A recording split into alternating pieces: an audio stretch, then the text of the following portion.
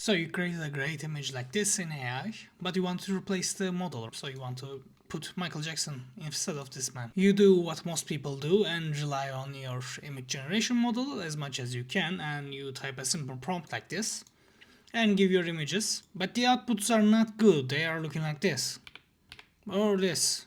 Like at best they look like this, and even that's not acceptable because it's not wearing your brand's clothing anymore. It's just Michael Jackson. Or the model completely screws you over and just does this.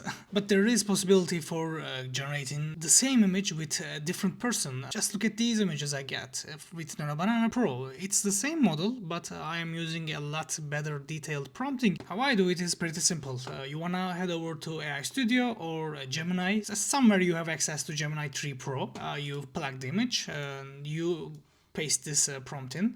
You can pause and screenshot here. It will give you a detailed description of the image.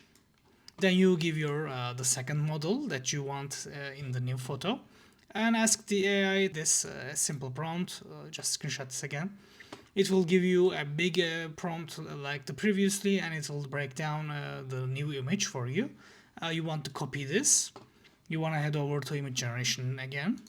I'm using FreePic. Again, the same references. The image 1 is the source image and image 2 is our new model. I'm just gonna paste the whole big text block we got from AI here and generate images. These are the results. As you can see in the see more, like this is the same prompt, and this is like the MJ now in our image. If I were the clothing brand that made these clothes, I would love to have MJ, but this is not like legal.